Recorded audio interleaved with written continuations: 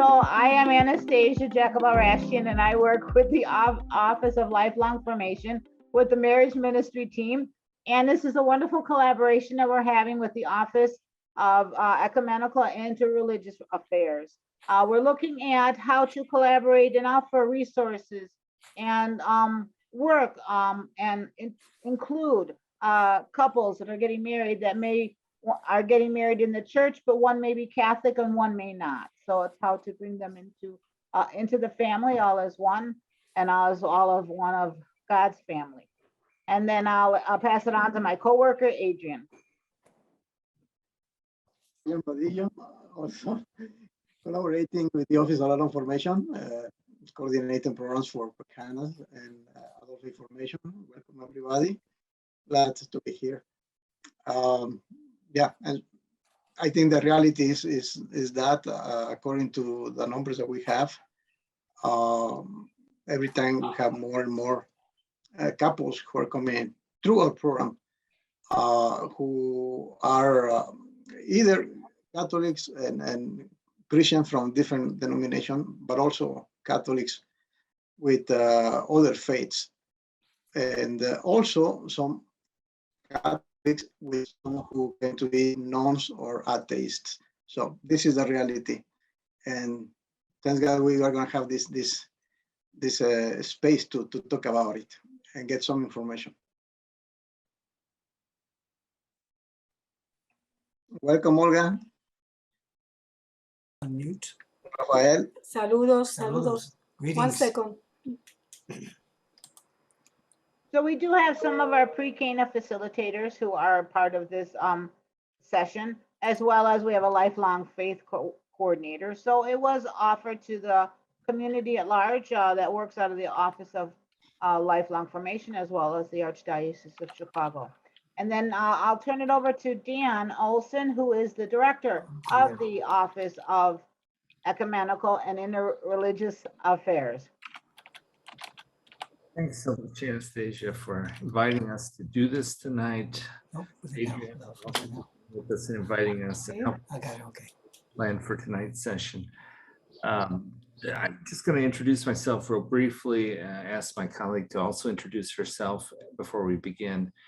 And before we also begin, I'd like to get a brief introduction of each of our participants on the call tonight, just so we know who we all are as we begin. I'm Dan Olson, Director of the Office for Ecumenical and Interreligious Affairs. Real briefly, our office is tasked with staffing the Cardinal on matters related to the Catholic Church and our Christian brothers and sisters, the ecumenical part of our work, as well as the interreligious community, Jews, Muslims, Buddhists, Hindus, and all the other religious traditions. So we staff and advise Cardinal Cupich on matters related to our partnerships with other religious communities and churches. We also do a lot of work in relationship building with those communities, having dialogues with them and being in regular contact with members of other Christian churches and other religions. And we also do, as a third main part of our work, form Catholics around the importance of this ministry and how essential it is for our identity as Catholics.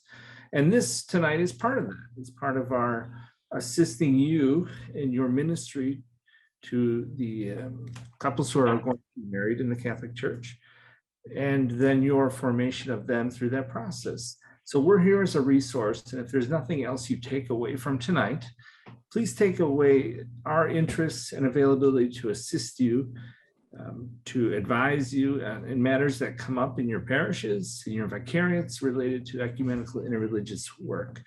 So you can forget some of the things I say, but don't forget who we are and that we're here.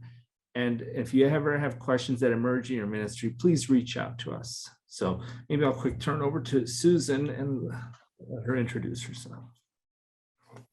Hi, thanks, Dan. I'm Susan Podelic, and I'm the Assistant Director in the Office for Ecumenical Interreligious Affairs. We're located at the Quigley Pastoral Center. I come to this work from a long background in working with other Christians ecumenically and also interreligiously through the Parliament of the World's Religions and a lot of other situations. So I have a Master of Divinity from Catholic Theological Union, and also have a background in working in a local parish on the near west side, the Shrine of Our Lady of Pompeii. So I come to this work with great passion, and I'm happy to be engaged with all of you and to be working with Dan in this regard to help, especially, for example, tonight working with other Catholics to learn how much this is actually part of our Catholic identity. So happy to be here. Thanks, Susan. Maybe I would just turn, good to see you again, Javier, Olga, Rafael from a previous, and Heather, at least good to see the H, and hopefully get to introduce ourselves as we go on tonight. But maybe starting with Javier, you just want to briefly introduce yourself so we're all aware.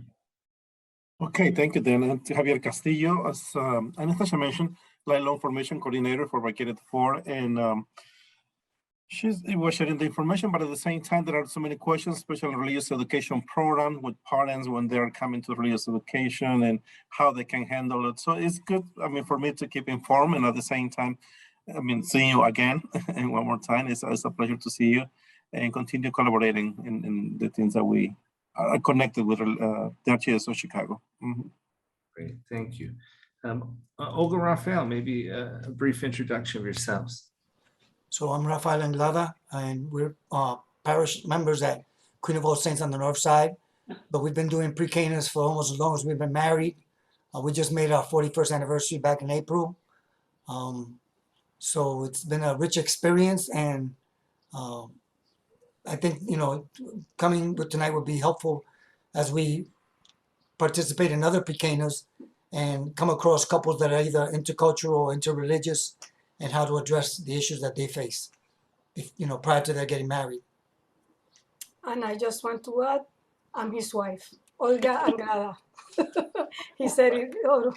And you could say with two children, adult children. Oh, he wants me to say that we have 2 children and 2 grandchildren, and well, we're happy to be here. Yeah, Thank you for the invitation. Beautiful. Thanks for being here. And Heather, I understand you're making dinner. I hope it's a lovely meal, but if you could just briefly introduce yourself, that'd be great. Yeah, I will. Sorry, are we there? Yes. Okay. Hi, everybody. So my name is Heather Rusk, and unfortunately, my husband's not here this evening. He's at a meeting, but we are new PreCana facilitators. We are members of St. Paul the Cross Parish. And, you know, we just want to absorb information and learn as much as we can. Greg and I have been married for 31 years, and we've had the opportunity to live abroad, and we also lived in South Florida. And so we've had some unique experiences, and traveling and cultures are in our wheelhouse. So it's always nice to learn new information. Great. We have a really good group tonight. I'm glad you took some time to be with us tonight. So my vision for the evening is to offer some introductory remarks related to the topic. I'll turn it over to Susan for some remarks as well. And we can identify toward the end maybe some pastoral questions that tend to emerge related to interreligious marriages, and open it up for a conversation. So by the end, I hope we're all engaged in a dialogue. Bring your questions, bring your concerns, what you see. Part of the goal for tonight is not just to provide information and resources, but to think about what resources need to be developed between our office in partnership with Marriage Ministry, maybe Office of Canonical Affairs. So what would help you as PreCana facilitators? What would help you as you work with couples past their weddings, as much as you do so? So keep that in the back of your mind, and either tonight or in the coming days, feel free to email and reach out with things that you would find helpful in your ministry, And that's something that we're very interested in assisting with developing in the future. Okay? All right, and we have till 10:30 p.m., right? No, I'm just kidding. Okay, so just to back up for a brief second, my interest in marriage really began with interchurch marriage, or marriages between two Christians, mixed marriages, we call them in canon law, working in a parish, finding that some of the resources and support for those weddings, those marriages, was a bit lacking at the parish level. I went to Loyola Chicago, got my PhD, and wrote my dissertation on the pastoral gifts and challenges that Christian intermarried couples face and offer to our church. Since I've worked mostly in the ecumenical interreligious office for almost 9 years now, I've become more aware of interreligious marriages and how there's similar questions that emerge for them, but there's also some differences, both theologically, culturally, perhaps, in other ways. So we had an earlier session that looked at Christian marriages between a Catholic and a Christian from a different church or denomination. Tonight we'll be focused mostly, at least, on Catholics marrying members of other religious traditions, not inside the Christian religion, but members of other religious traditions, Jews, Buddhists, Muslims, and that sort. Just to be clear at the outset that that is the core topic of tonight. But if you do have questions about inter-Christian marriage, feel free to raise them as well, because a lot of times it's a similar type of questions that we need to walk with couples as they discern. You may not know this, but Chicago is most likely the most religiously diverse area in our world religiously. We have sizable populations of Jews, a growing Muslim population, longstanding Buddhist population, Hindus, Zoroastrians. The Council of Religious Leaders, which I'm a part of, is really diverse, not to mention the Christian diversity that we have here in Chicago. So know at the outset that some of the religious questions that we get as it relates to marriage and in other parts are very much gifted for Chicago. Not everyone has the diversity of religious traditions that we have here in Chicago. So I want you to begin to think of that as a gift, not as a challenge. It's something that we are gifted with here in Chicago, but with that gift comes a responsibility. How do we best welcome and treat those folks that come from different religious traditions when they come to us? And for tonight, we're looking at how when they come to us for weddings and marriages. But just know it's a very religiously diverse area that we are gifted with living in here in Chicago. There's an increase in the percentage, not just in Chicago, but in the US in general, of Catholics who marry members of different religious traditions and other Christians. 50 years ago, it was relatively rare. There was a different formal stance from the church about whether we would support these marriages. But since Vatican II and some of the documents that have come out, the church has been much more welcoming of mixed and interreligious marriages. So part of that is we're learning how best to do this only in the last 50 to 55 years. So one of the things that I'd like to also distinguish here tonight is a lot of the questions that emerge with interreligious couples coming to us for weddings can deal with cultural matters. I think this was referenced earlier, that whether it's perhaps an Indian tradition that you would see in a Hindu who's coming to us, or within the Muslim community, someone from Pakistan, there may be some cultural.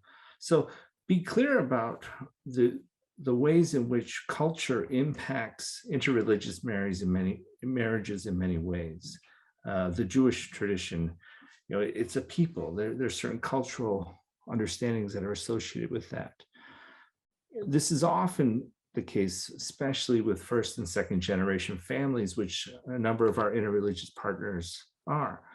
So note when you're ministering to that, sometimes that there are cultural issues, expectations associated with a particular region that a couple or a spouse would be from, and identify those as you go and try and distinguish them from the religious backgrounds. One thing we like to begin with, and I think Susan will say a bit more about this later, but what do we begin with? We begin with our common humanity. We begin with a mutual respect. As Christians, as Catholics, we believe that everyone's made in the image of God. So when folks come to us for a wedding, that is the level of respect that we offer to them, welcoming our common humanity, our respect in that with them as children. I think Anastasia said this before, we're all people of God, of the same family with God. So this mutual respect grounds all that we're going to talk about. We value what is good and holy in all religious traditions. And I want to begin tonight with looking not too lengthy of a time, but briefly at Nostra Aetate.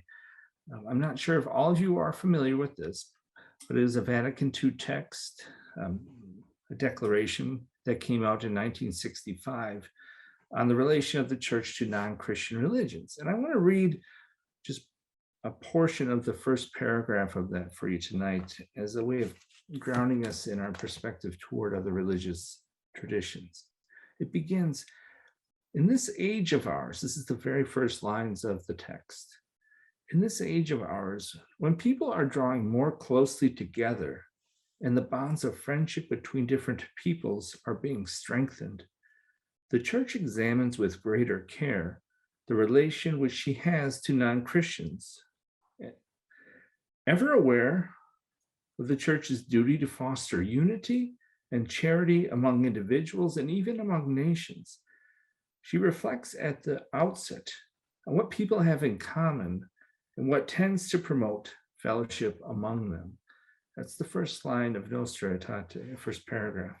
And I want to begin there with our awareness. What are we about as we're welcoming interreligious couples? We're about building fellowship, promoting fellowship, mutual understanding in the home.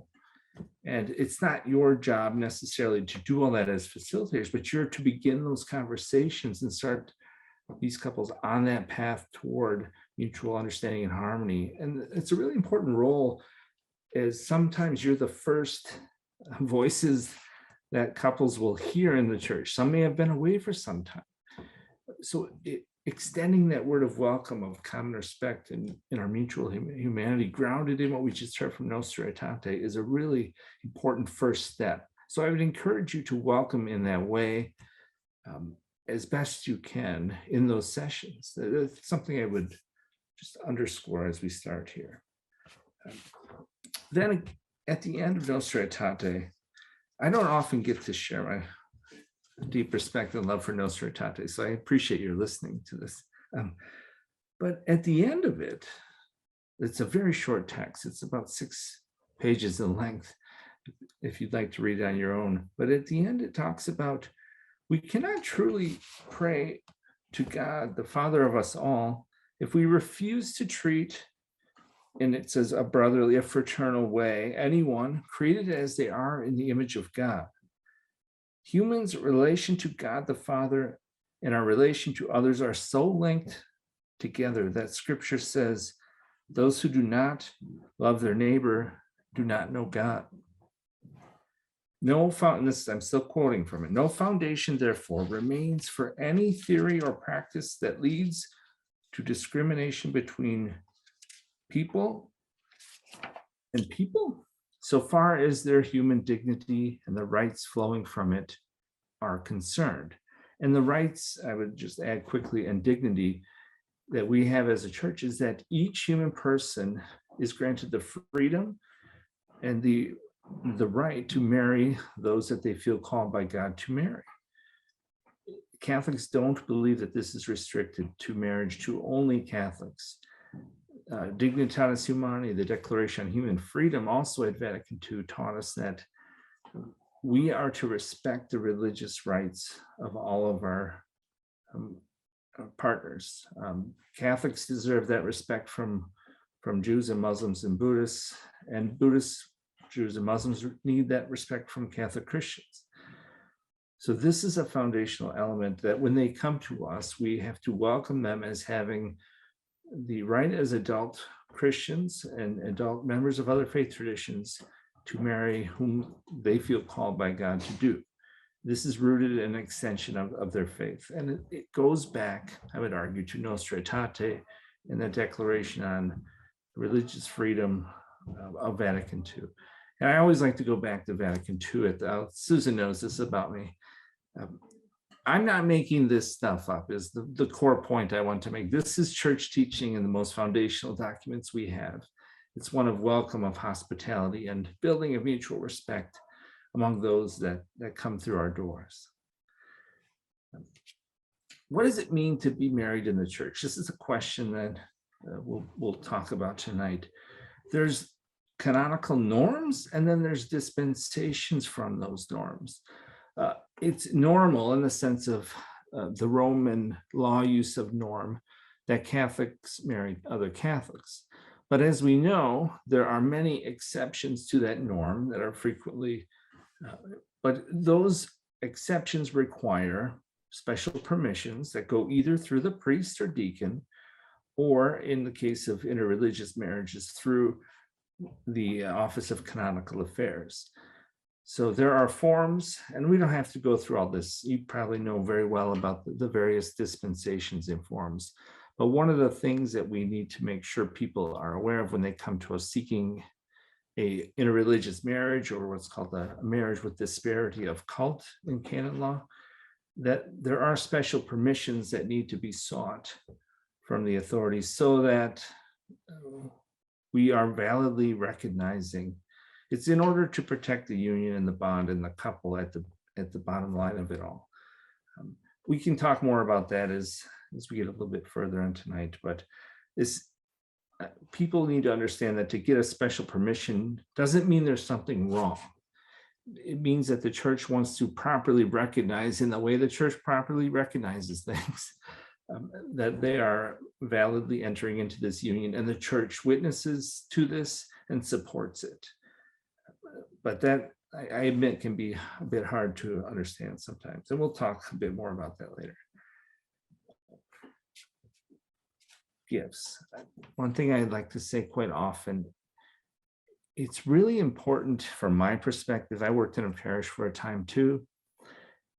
How we welcome people. Do we treat them as problems that are coming through our doors that need the extra form, that need the special permission, that need a little maybe care, as a challenge, or do we see them as a gift that I can learn something from this Jew I've never met? I can learn something from this Muslim that I've never met.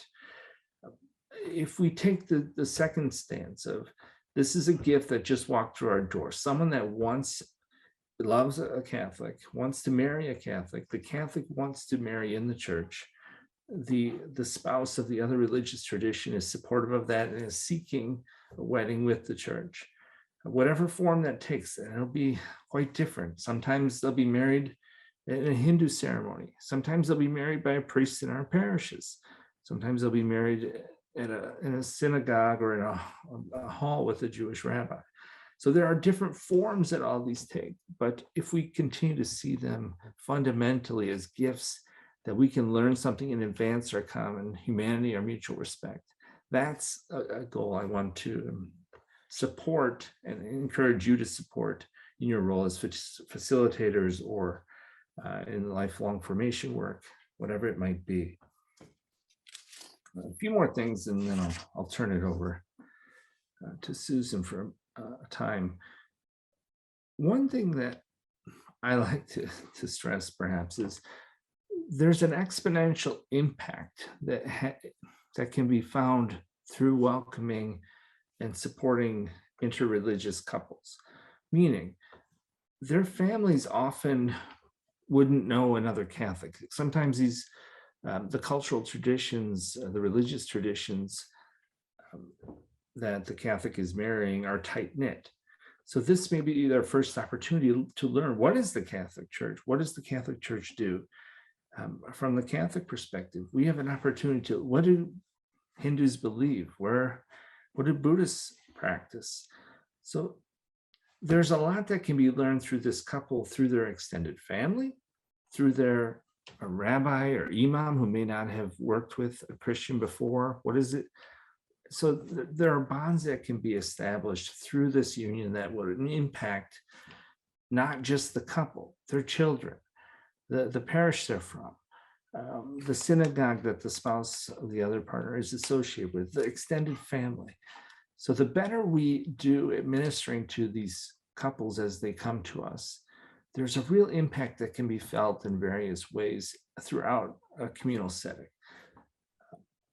Just something to keep in mind, that there's a lot of what I call exponential good that can be done if we do this really well. Let me turn it over to Susan and let her make a few remarks. Thanks, Susan. Well, thanks, Dan. You've laid a really good foundation for beginning this look at a very important part of our PreCana preparation. There are a couple of things I'd like to just briefly mention, because when Dan says, like, we don't make this up. This is what the church actually teaches. One of the things we find is that so many people simply don't know quite yet what the church actually teaches, believes, and our stance. What is our stance with people in regard to people of other religions? And so when we say interreligious dialogue, so we're the Office for Ecumenical and Interreligious, what we mean and what the Catholic Church means by interreligious is encounters between Christians and people of other religions as Hindus or Buddhists, Zoroastrians, Sikhs, and many others. There's also a word that you'll hear, which is interfaith. Now, the Catholic Church makes a distinction between interfaith and interreligious. So what do we mean by interfaith? Well, the church believes that encounters between Christians, Jews, and Muslims are actually interfaith. And we say that because we believe we share a common faith in one God. So interfaith in a Catholic sense is between Catholics and Jews and Muslims, but interreligious is a broader term for everyone else. And in many cases, like our office was established several decades ago and uses the broader term of interreligious because we do include everyone and have regular dialogues, for example, with the Buddhists in our metropolitan area, but also relationships with so many others. So we use the overarching term of interreligious, and within that, we also have strong relationships with Jews and Muslims. So that is part of why our office is named interreligious. So what is this interreligious dialogue about, really? And as Dan mentioned, the Second Vatican Council, it's really important for us in dealing with matters of church to understand that the Second Vatican Council makes clear that there is no contradiction between being a faithful Catholic and having respect for the goodness and the virtues that are found in other religions, or in seeking to understand them. We believe that we are all enriched by encountering one another. And also, one of the great gifts, and Dan talks a lot about gifts, one of the great gifts of interreligious encounter is that it deepens our own faith as Christians, because it requires us to look ever more deeply at what we actually believe as Christians. This is a great gift that I discovered by being involved in many different things over the years, And my own faith was growing deeper and deeper because I was in situations where I'm talking with people of other religions who are asking me questions. And I had to go deeper and deeper to understand not only what I believe, but how do I express my belief in the Christ. So there are many, many gifts around interreligious dialogue. And we also know that people of other religions feel many times that they experience the same thing. When our wonderful colleague and mentor, Father Bema, died recently, before he did that, we had a wonderful encounter with some of the Jews that we work with. We work with many different Jewish communities here in Chicago. And one of our longtime partners that Father Tom also knew so very well, she said that she is a better Jew because of knowing us as Catholics and Christians. And I know that I feel I'm a better Christian because of my relationships and encounters with people of other religions. So there are many ways to look at these gifts, and it's good for us to know, and that is a part of our experience. But just a couple of brief things about what do we mean when we talk about this interreligious dialogue thing. And as Dan mentioned, it's about mutual understanding, it's about respect, and it's about collaboration. So the Catholic Church very clearly says that when we engage in and encounter people of other religions, that we witness to our own living faith in Jesus, and we seek harmony, not unity. And that's a really key point. So however we encounter people of other religions, the focal point is harmony, not unity, because we are never about proselytizing, which is the attempt to convert through deception or coercion or pressure. We are not about proselytizing into Christianity. We are about respect and harmony and understanding. We focus on dialogue and not debate. So one of the things that Cardinal Cupich said when he was at North Shore Congregation, Israel, in 2018, they gave him a special award. He said, from the highest teachings of Vatican II, all the popes have stressed not proselytizing. Decisively rejected by the Second Vatican Council was proselytism. And by that, we mean any outreach that involves any form of coercion or deception. And even Pope Francis himself in 2017 stated in the strongest terms that proselytism is not what we are to do and that it is a sin. And so this is important for us to know and to remember. And I just would like to share with you I have a couple of quotes here from, one is from Pope Benedict the 16th, when he was meeting with representatives of other religions in 2008 on an apostolic visit to the United States. He said, "We have no reason to fear, for the truth unveils for us the essential relationship between the world and God. We're able to perceive that peace is a heavenly gift that calls us to conform human history to divine order. And it's about the truth of peace." So finally, Pope Francis, he consistently raises the importance of getting to know one another through interreligious dialogue. And he cites three main approaches, and you can see this in everything that he does. And he speaks specifically about them. So the first is encounter. So this culture of encounter, which is grounded in human dignity, And Dan mentioned welcoming. And one of the things I know I learned when I worked at a little church in near West Side was I learned the differences in welcoming. Welcoming does not mean just opening the door and say, y'all come in. Welcoming means opening the door, walking out and reaching out and saying, welcome, come on in, there's room. It's that extra step of really reaching out as the doors open. The second part that Pope Francis talks about is accompaniment.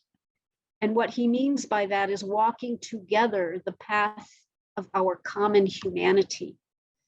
And especially as we work to prepare Christians and Catholic Christians and those of other religions, that the sense of accompaniment is important, so that people know that we are with them, that there is a place that they can come with questions and to have an honest conversations about situations that they may be encountering, and especially not only with one another, but as Dan mentioned, with families, because that is really, really key in so many ways. And finally, encounter and accompaniment lead to the third, which is friendship. To authentically be present to one another in all our joys and concerns. So when we walk this path of interreligious dialogue, and as we help to prepare people for their marriages, all of these things can come into play. When we focus on dialogue and not debate, when we move into speaking from our hearts and not from our heads. So understanding one another's perspective is really important. As we do this, we create this sense of community and kind of a safe container for people to be able to encounter one another and to know that we as Catholic Christians, that the Catholic Church is a place where our differences are respected and welcomed. So that's just a small look at the gifts of interreligious dialogue. And as facilitators, and Dan mentioned early on that, we are really interested in helping to develop any resources that you feel you may need. And if you can help let us know what would be helpful to you, we would be very happy to be in dialogue with you about that and see what we can develop and share together. So thanks very much. Thanks, Susan. And we found it really important, and why we spend so much time underscoring our commitment to this is that there are some that don't quite see this as essential to our identity, and not necessarily those in this room, but every time we get a chance, we want to make sure people are aware that this is of the church and from the church at this moment.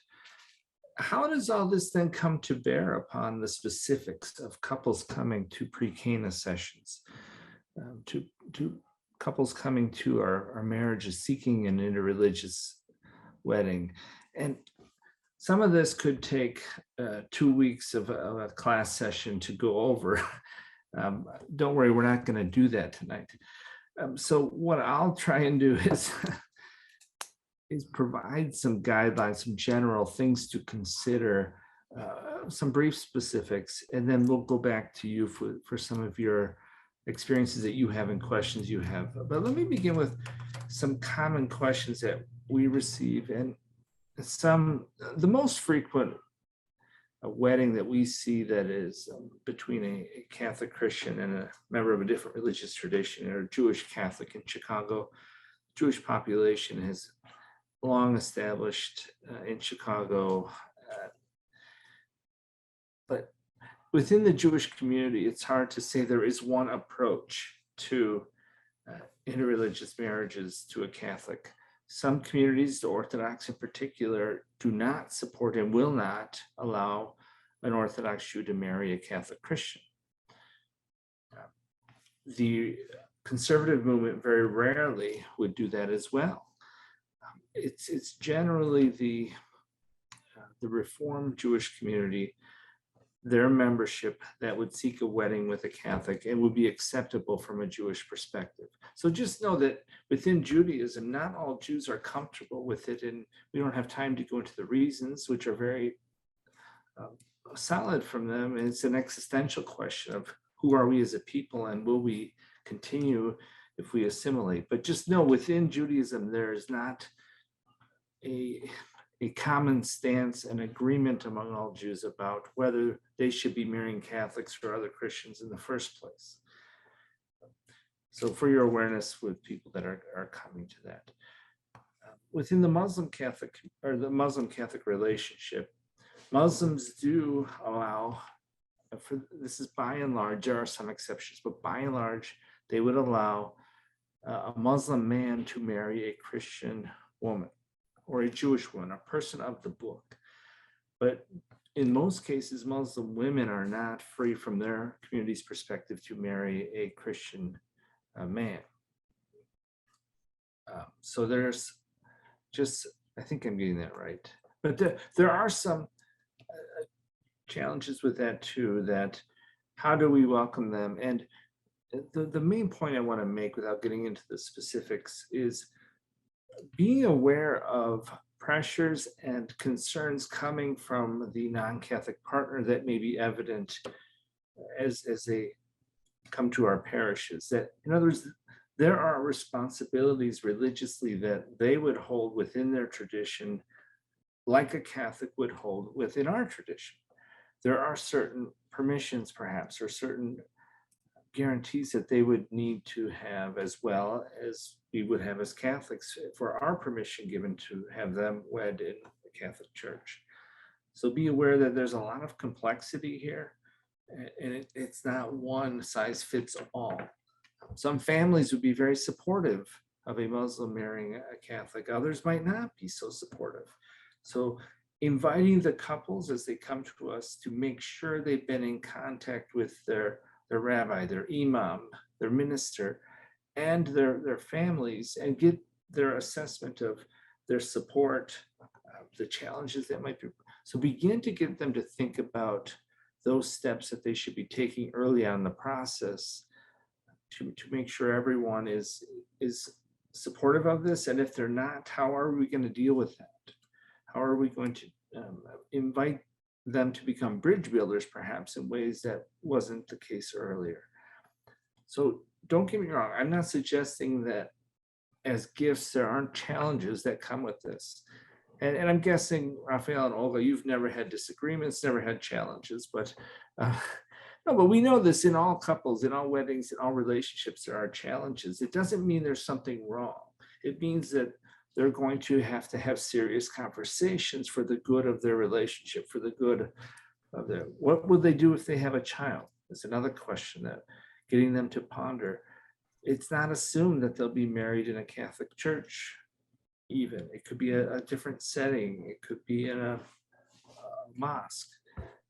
So have them think through clearly, what do they plan to do? There are ways of doing this within the Catholic tradition. You can get a dispensation. You don't have to be married in a Catholic church in a religious context. You could be married by a rabbi, but it depends upon the needs and the wishes of the couple in some of these cases. But get them to think about what is it that they need.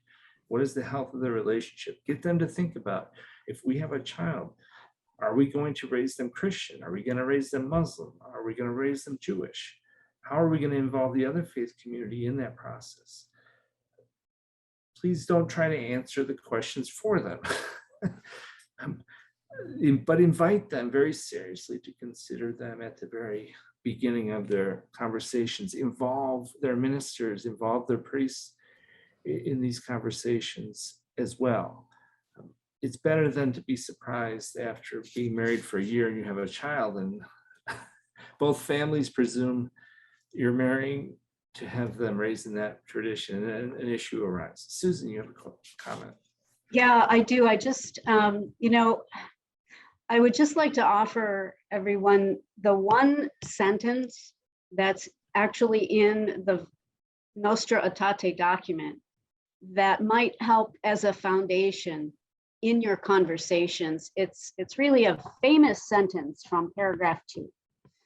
And it really kind of sums up the Catholic Church's position in this. And so here it is. It says, the Catholic Church rejects nothing that is true and holy in other religions, and has a high regard for the manner of life and conduct, the precepts and doctrines, which, although differing in many ways from her own teaching, nevertheless, often reflect a ray of that truth which enlightens all people. That is the foundation of where we come from in this dialogue. Susan, can you repeat that slowly? Yes, I can. And I will also put in the chat a link to our website for the Office for Ecumenical Interreligious Affairs that also has resources, and you can find this document on that. So here it is again. The Catholic Church rejects nothing that is true and holy in other religions, and has a high regard for the manner of life and conduct, the precepts and doctrines, which, although differing in many ways from her own teaching, nevertheless, often reflect a ray of that truth which enlightens all people. And I will put that in the chat and also the link. Thanks for that. Thank you. Thank you. It's shocking to me that not every Catholic has this sitting right next to their door, the documents of Vatican II, to read before bedtime every night, but I know I'm not normal. This is but thank you for grounding all this again, Susan, in these foundational texts for us. And seeing it, and sometimes it's about seeing the good in the other, that if it's good, if it's true, if it's holy, what can it be but of God? It's what I'm hearing in that quote as well. One thing also to recall for your awareness is that there cannot be two ceremonies in a religious or any wedding. There is one person, an officiant from either the Catholic representative or from a representative from another tradition, another religion, that witnesses the vows and solemnizes the wedding itself. So from a Catholic perspective, you cannot have two services. You can't have a Catholic and then a Jewish service. You can't have a Catholic then a Hindu service or Buddhist. So making couples aware that you have to decide where the wedding will be and who will hear your vows from which tradition. The other can witness to, they can be there. They can offer a prayer as part of the service, but according to Catholic canon law, there cannot be two vows being recited, because the point is there is one exchange of vows. There's not one and then another, which is, there's only one that's the real exchange of vows that is witnessed. So you have to make a decision, the couple has to make a decision and either is fine with the proper permissions from the church's perspective. You just need to organize that ahead of time. There's also sometimes marriage preparation, as we know, in the Catholic Church, but there's also sometimes marriage preparation in the other tradition. What does it mean for Muslims? What is their theology of marriage? What do Buddhists think about marriage? Sometimes there's a preparation that couples will be invited to in both traditions. I would make the argument again, though, for this is a gift. How many of us get to experience that and learn about what do Buddhists believe about marriage with someone we love, and in those conversations of depth. So there's something of a gift in all that, and something we can learn by talking to these couples and hearing about their experiences. But know that sometimes there are dual responsibilities for these couples that a Catholic couple would not experience. They would have one session, not two, perhaps. Fifth, just a couple more quick points that I'd like to open it up for your thoughts and reflections and questions. One thing we also try to get couples to recognize right away, and this isn't just interreligious couples, what are your convictions? What are your motivations? What grounds you? And the benefit of interreligious couples and faithful Catholic couples is you can say, how does your faith motivate you to be who you are? What does your religious tradition call you to be, and why? Now, these are people of faith, but they come with different perspectives, but we can invite those conversations. And we know sometimes two Catholics can come to us who are fairly nominal in their belief. They may not have been to church for a decade or more. It's an opportunity to reinvigorate that, though. And let's use this opportunity also for our interreligious couples. What does it mean to be Catholic in relationship to a Muslim, and a Muslim a Catholic? These are things that are very helpful to get the couple to begin to see each other as gifts for one another, not as challenges in their respective families and traditions as well. So focus on those commonalities. What motivates us? What draws us? How is our belief in God, or whatever form that might take in the religious tradition? How does that impact who we are, what we're called to be in this union? Yeah, let me stop. You've heard enough from me. I've been known to ramble. Let me start by just opening it up, and I'm happy to moderate if helpful. We're a small group. I don't think we have to use the hand chat features. You could probably just physically raise your hand or unmute yourself and go ahead and speak. But I'd open up. What questions, what things jumped out at you as we were on this session tonight? Let me open it up.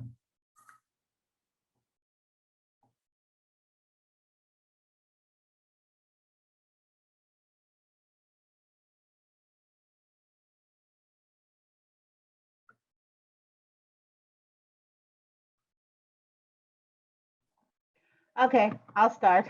I'll go. So first of all, thank you. That was wonderful information. Great depth to what we are trying to achieve, and where you can go when you are experiencing the situations. And just for our pre-Cana facilitators, some of the topics that are covered within the session lend themselves perfectly to open up a discussion when it is interreligious marriage and couple. So it would be like families of origin. That definitely is something they need to discuss and know about, and should realize what they want to bring from each traditions they may have, and also for children, if they're going to have children, how are they going to bring their children, but also how are they going to express their faith as a couple together.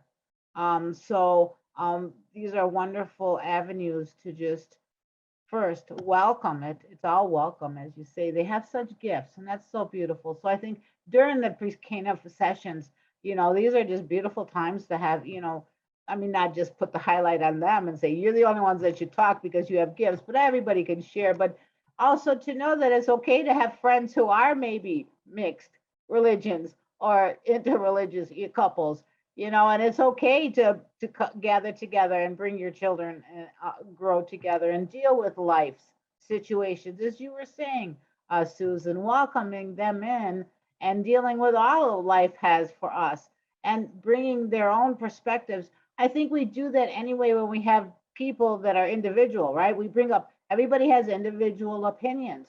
this is in the same vein and the same thread. Everybody, yes, has different traditions and different ways of appreciating things and living or viewing things, and it's just a beautiful way. And it's, you know, an easy way to integrate into the PreCana sessions. So hopefully that would be a good guidance and avenue for our PreCana facilitators to just know that it's not the other. It's not something that's like, oh, wait a second, let's talk about these special people. You know, it's a matter of we're all in this together, and let's all learn together and help each other.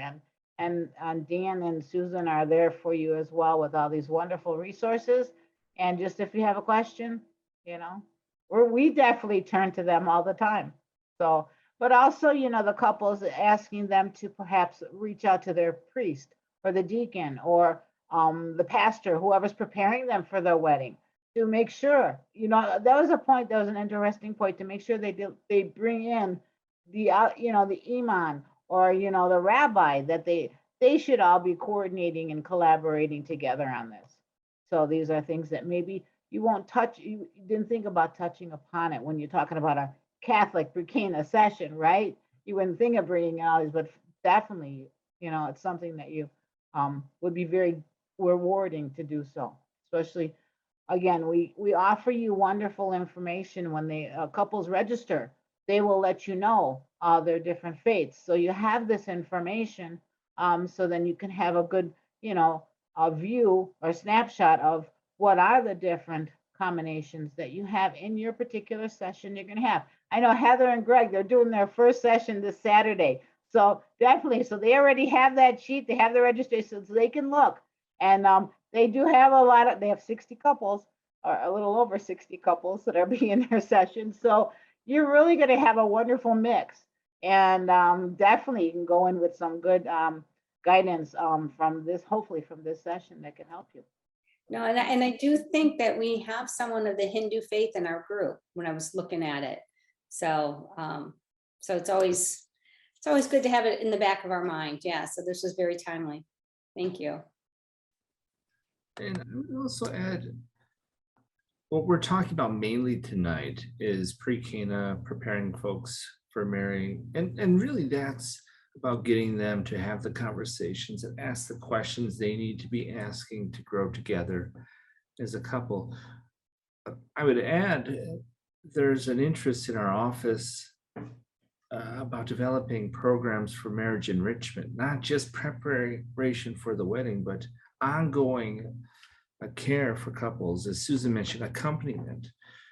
How do we accompany in our parishes, in our ministries, couples who in 5 years are having children? They're having new questions that emerge for them. They're looking for assistance, maybe from other couples that have gone through a similar experience. What might they offer by way of mentorship?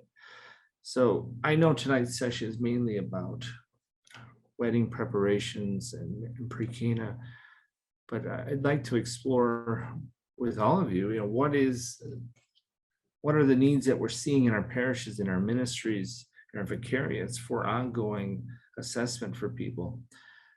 It would be something of an interest, maybe not for tonight, but in our ongoing conversations in your work.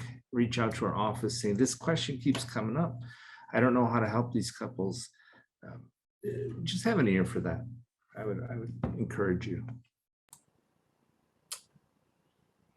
Yeah, go ahead, Olga. So I'm listening here, and perhaps I'm remembering our experience with the church at the time that we were preparing to get married through the church. It was a very, very hard process, very difficult process for the two of us. Especially because, and I happen to have the gift of having a priest who was my friend. And that was a blessing. He was my friend, but he was also very strong in the rules of the church. And Rafael and I were Christian people. I'm Catholic and he was from another denomination. And then the moment came when he said to us, and Rafael has to sign this paper stating that he's not gonna interfere with the Catholic faith of the children. Rearing of the children, yeah. Reading of the children. And I was like, oh my gosh, I was hitting the roof at that moment, and that was a very challenging time for the two of us. To the point that we decided we're not gonna get married through the church. For one reason, I didn't feel it was fair for him to sign papers stating that he was not going to be part of the religious part of our children when he had them. And that was a very, very, very, very difficult moment. And we decided this is not going to work for us, or at least for me, it was my strong belief that it was not going to work, and everybody had to go separate ways. That moment of the church telling us this is what is expected, and that my future husband had to sign the paper and all of that, I really didn't feel that was fair at the moment, and it was a very difficult process for the two of us. Granted that my friend, the priest, wanted to make sure we knew exactly what the expectation of the church was, and really he was very honest, but it was a very, very difficult process to digest and to go through. Working together, it was tough. And I'm glad to hear tonight that the church is a little bit open to welcome people the way they are. Sometimes in the church, people are more concerned about the process than the people. And so sometimes we have to walk the two of them together, you know. That happened to us in a sense, and then we had to have many sessions to decide and to go through what we wanted to do. But it was very difficult and challenging, I have to say that. And it's I will never forget that part of my preparation to get married through the church. Tough, very tough. Well, let me just thank you for your sharing that. And I would also add that that is no longer the requirement to be married in the church. The Catholic Party is required to state their intention to do all in his or her power to raise the child Catholic. The non-Catholic, whether it be Christian or other religious tradition, is to be made aware of that, but they don't have to sign a similar declaration at this point in our church's history.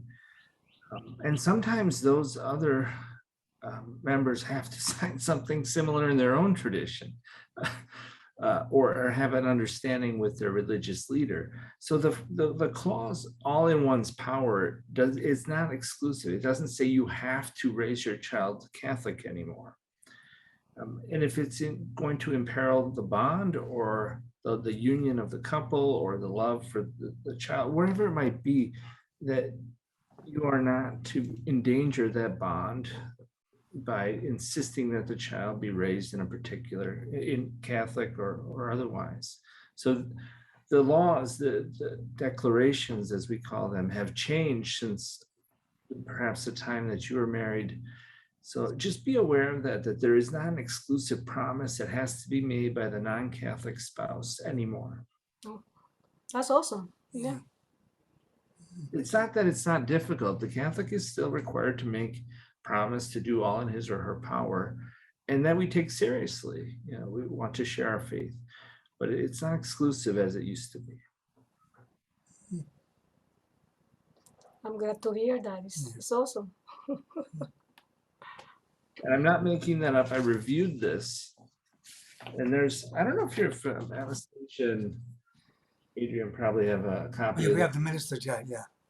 I reviewed this and that's what it said in there and it's in canon law. So I'm pretty sure I'm aware of the way we stand in this and that's accurate. So. I have a question though. What would you say to a couple that goes to a church and the priest comes up with, things that they have to comply with, and they are not that welcoming?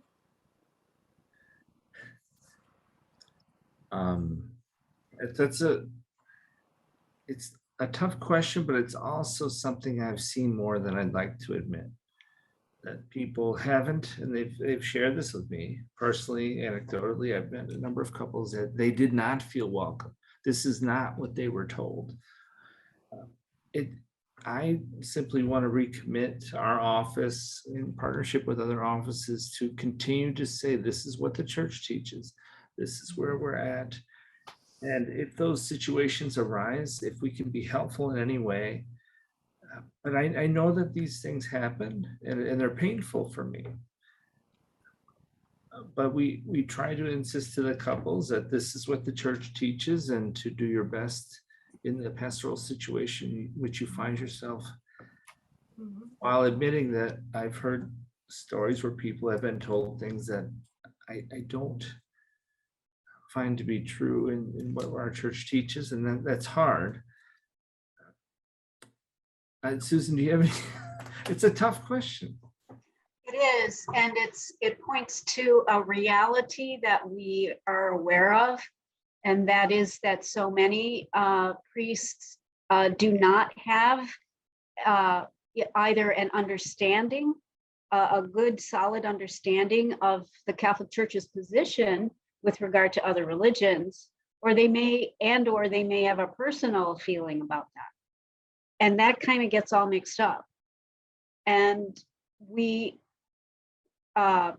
so I think it's important for all of us as lay folk to really know, to really know and be clear on what the church actually teaches and believes and lives out in its teachings. And there are many ways that we can see that as we encounter priests who may not be aware of that.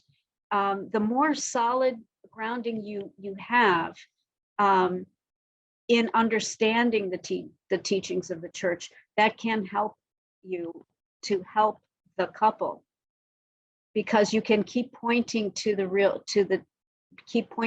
teachings. And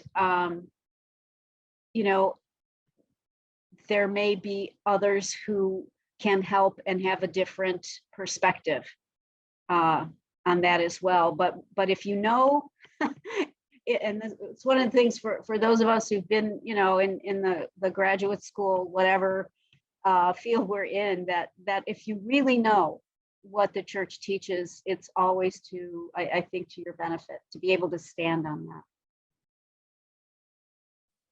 Yeah, and I would also add that priests, many were formed prior to Vatican II, and many were formed, and things have changed, and it's with all the responsibilities that priests have in their ministry, it's hard to remain most current. So I'm not here to blame anyone. I'm just here to say that we have some work to do our best to educate and continue to form after our confirmations, after our ordinations, and after that. And if we can help with that, we're here to do that. I just would add that I understand that sometimes this is hard to keep up on all these things, but it's really important. Heather, I think you were going to say something. Yeah, I got a question or a situation. So, and I'm drawing this from my own personal experience with our daughter who's getting married, and they're getting married in another state, and her fiance, he's Christian, he's not Catholic, but he realizes it's very important for her to get married in a Catholic church, and he's willing to do all this. And in the state that she's in, she was met with a lot of resistance, and where part of her frustration was, and I would think this is probably pretty universal, or not universal, but there's a lot of couples that have this. She, since college and working, she didn't have a parish. You know, we moved away from the parish she grew up in, and that was in a different state. And so these obstacles that she was kind of coming into, smart for her, she found somebody else who was much more welcoming, which worked out to their advantage. And her fiance is just thrilled with this priest that's marrying them. But it put her so off. She's like, why are they making it so hard for me to want to be married? This is important to me, and we want to do this. And it was, so how do we help couples within our diocese to navigate that? Because they may not have a parish that they belong to. Wow, you guys are bringing the tough ones tonight. I will say, I really think near universally, priests are well intentioned in their cause. They're concerned about that the couple remain connected to their community. And so I just want to be aware that sometimes they're doing their best. But I'm with you in your, sometimes we put obstacles. We don't see people as they come to us and the interests, and the fact is they're coming to our church asking for welcome and asking to be married or whatever it might be. And that's not always the case these days. Let's just put it that way. And this is not true of just Christians, of just Catholics. All religious traditions are finding people are leaving the faith in many different ways. Jews and Muslims and Buddhists and others are coming to us with the same concerns. Our young people are leaving. We don't know what to do. So I'm of the opinion when people express interest in remaining connected to their community, we do everything we can to welcome and integrate them in that process, instead of saying, well, you got to do this, this, and this. In other words, obstacles or hurdles. And trying to get people to recognize that this person coming to this parish for a conversation on this day was maybe a big step for them. Let's welcome that, and let's do all that we can to make sure that we're here for them. That's how I would take it, but I know that that's not always this is not the first narrative I've heard of this. But as a church, we need, and I think we're doing our best here to become more welcoming. But it's a concern. I would just quickly add to that the reality that you mentioned, is really painful. I'm glad your daughter was able to find a situation that worked for her. But this is the reality in so many ways, right? And so as we kind of swing back and forth with this and encounter these different perspectives, just to know to keep looking for the light, to keep moving towards the light where you find it. And because I believe it's always there, and sometimes it's a little more difficult to find, but it's always there in some way.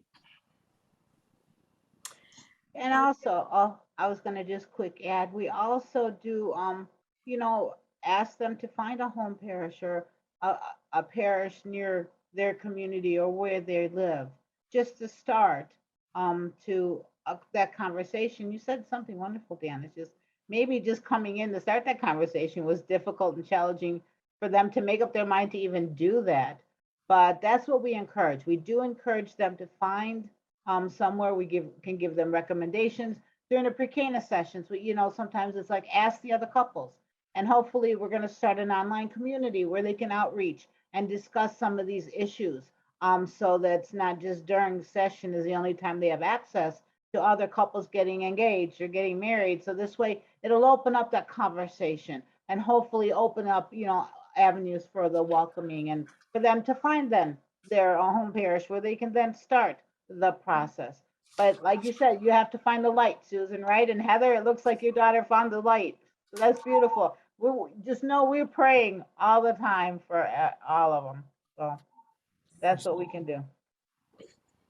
See, another thing that I will add to the conversation is that, as I have done in the past with priests and deacons, when a couple comes to the Catholic Church to ask for the sacrament of matrimony, I am assuming that that couple has multiple options of getting married. When they come to my church, to our church, to ask for the sacrament, I have to jump and take advantage of that opportunity and make that a gift for the church. So to me, it's important that we keep that in mind, that the couples can go anywhere to get married. I mean, they can have a minister that is a minister through the internet, and they can get married, and it's legal and it's done. But when they come to our church, they're looking for something else, and then we have to take advantage of that moment, respond to the need and accompany them, and making sure they understand. To me, the most important thing is that they understand what the sacrament is and the reason why they're doing it. So it's an opportunity that sometimes we throw out the window because we don't understand, or we don't guide them the right way, or we don't welcome them, or whatever. Welcoming them, to me, Adrian, that is the most important thing. The welcoming. Yeah.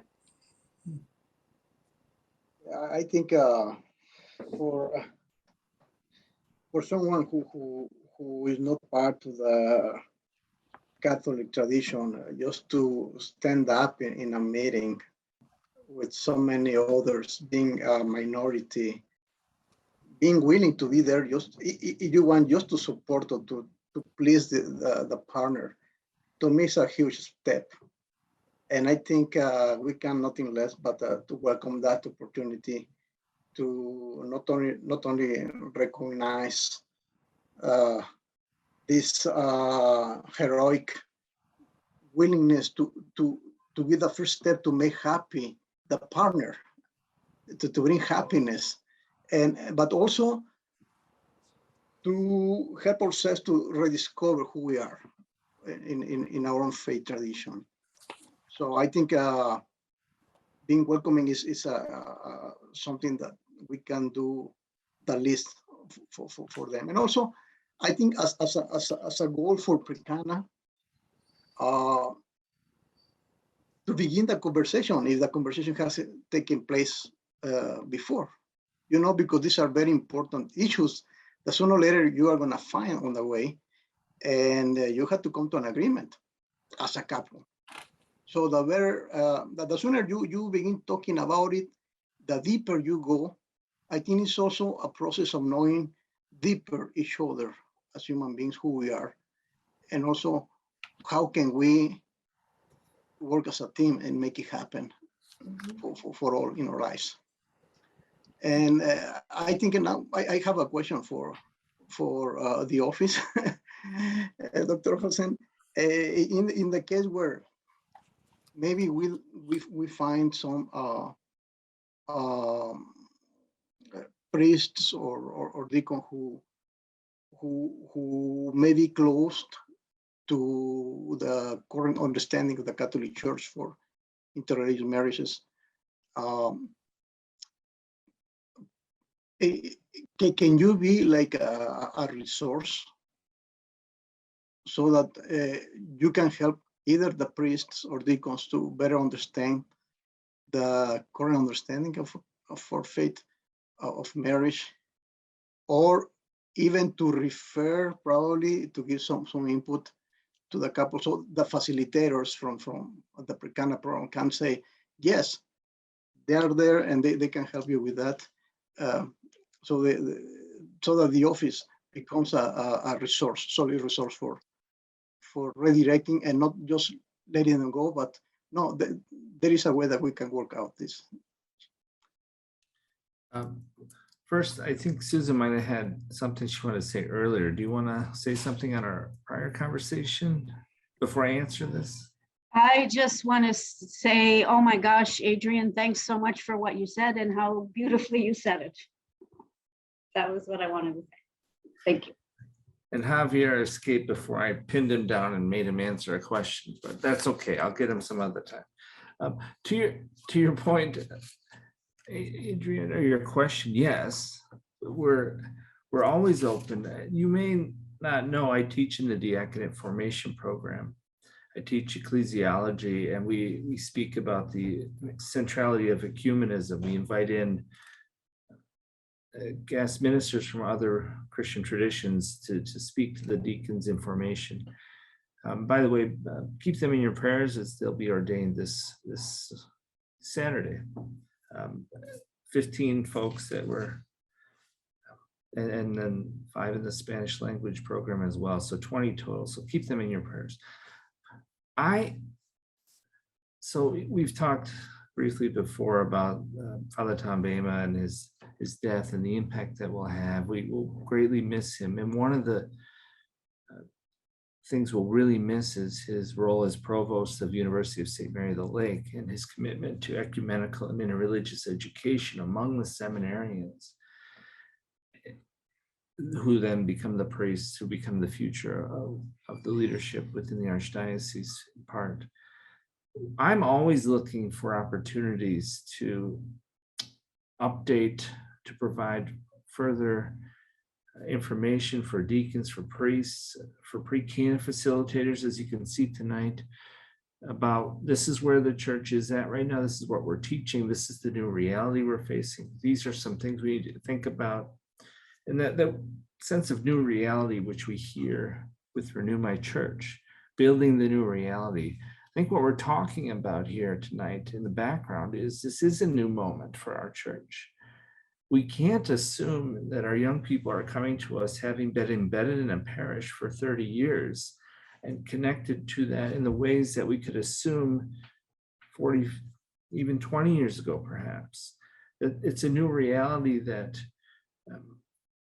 they're seeking, though, but they're not coming to us with the same connection to their parishes that they used to have. People move more often. It's just a different situation. Being aware of that among our leadership when folks come, well, why haven't they been in this parish and registered? Maybe they didn't even know they had to do those types of things. They just have been going on a Sunday.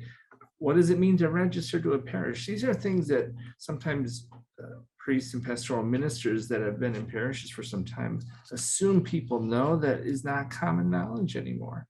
It's not how people operate. So I think we have to shift how we understand it when someone comes to us and where they're coming from. We can't assume things like we used to in the church. And the more aware we are of this in our new reality as a church, the more I expect young people will feel welcome to come to us and to be honest about where they're at and where they hope to be down the road. But they sometimes don't want to be apologetic that they're not where they the minister who greets them thinks they should be at that moment.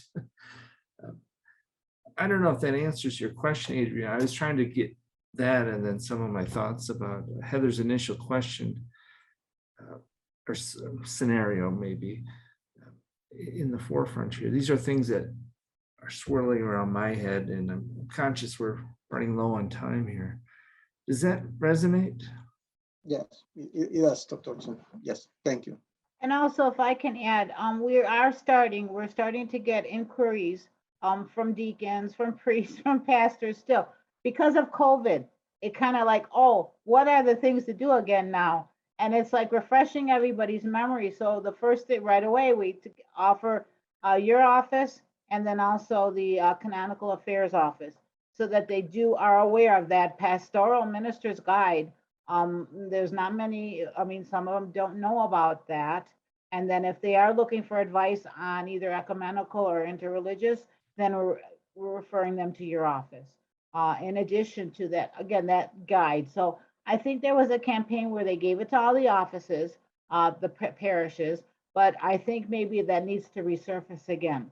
So a lot of this new information, as you were saying, at least from the clergy and the staff, to have them in their hands. So when the couples do come to them, they're prepared then, and they have the answers.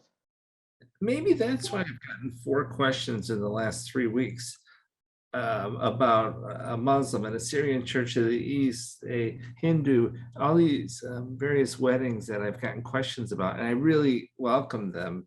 But I'm glad to see that our office is getting a lot of questions lately, and Susan can attest to this as well. Raphael, I think you had something you wanted to say. Okay. Yeah, I just wanted to underline the importance of the whole idea of welcoming. I mean, we train the priests at Mundelein. We remind them of that importance of that. So today, that's something that struck me. And I wanted to share that when we meet with the couples, we do a little reading. It's a short reading that I can do now, that we translated from the Spanish for the couples that we give the PreCana in Spanish. And it's just a reminder of meeting them where they are and the importance of welcoming. And just as a backdrop, before I read it, any one of us could make the mistake of not being welcoming. Olga and I are members of a lay organization, a Teresian organization, where we went on a retreat. As we arrived at the retreat, Wisconsin, we parked and we were looking for the location exactly where we're supposed to use for our retreat. So they asked me, well, go inside and ask someone to help you, which I did. It happened to be a Benedictine order. And I came back telling Olga, it was incredible, the reception I received from this Benedictine priest who I'd never met before. And that's what we need to do, the way he received me. And then I learned that that's part of their charism or gift, that they're known to really be welcoming, and the priests on Mundelein need to be reminded of that. We are the church. Yeah, so let me just quickly read it. So we begin our meeting of the beginning with a radical welcoming. We say to them, today it's not important and does not matter what your situation that you came here with or with the Catholic Church. It is not important your present family situation or of your marriage. In some cases, they've asking for the sacrament after they've lived together, the special PreCanas. It's not important your participation in the church in the past or present. It's not been important your personal story, your age, your color, your race, your past, or your ethnicity. It's not important whether you've ever been struggling with your own self-esteem or your self-image. Today, you're invited here, totally welcome, accepted by the love of God and the community of the faith of the Catholic Church. Here in this place, you're respected, and we welcome you with the people of God. So when I say that our priests on Mundelein, I'm just sharing that just as something that we need to continue to work at, as we individuals also do. So, thank you. That was tremendous, and it serves as an exclamation point in our time together. As far as I'm concerned, I don't have anything that I could say which would be better than what you just read, Raphael. Thank you. Thanks so much, Raphael. That was great. Yeah, you really brought it all together. And I just wanted, as we conclude, once again offer, if you have interest in further discussing this or other topics related, feel free to reach out to us. Our office is on the website, the Archdiocese. Or Adrian or Anastasia can surely share that with whomever has interest in speaking with us in PreCana or otherwise. We're here. We have a phone number. Sometimes we're even at the number in the office a couple times a week, if not more. So please reach out, and thank you, Anastasia, Adrian, for welcoming us for this opportunity, and we really appreciate it. Thank you so much. Thank you for coming. Thank you, everybody. So who wants to close with a prayer? Olga, Raphael, you want to close with a prayer? Sure, I'll be happy to. Okay. We'll do it together. In the name of the Father, and of the Son, and the Holy Spirit. Amen. Father in heaven, we thank you for our time together today. We want to serve you, the couples that we meet in many situations. We're living in a challenging time with what's happening in Ukraine, these 2+ years of the pandemic, and many people feel that they're at a challenging time of frustration. We know that you always remind us of the importance of serving and of loving and of being kind. And as we close this evening, we're just thankful for the things that have been shared, especially with Dan and Susan, Anastasia, and Adrienne, and Heather, who shared about her family, her daughter. So we just bless you, Father, and we thank you as we go home to sleep and rest this evening. In the name of the Father, and the Son, and the Holy Spirit. Amen. Amen. Thank you. Amen. Thank you. So thank you, everyone. Heather, best of luck on your first session. You'll do great. Yes. Yeah, Yeah, we feel well prepared.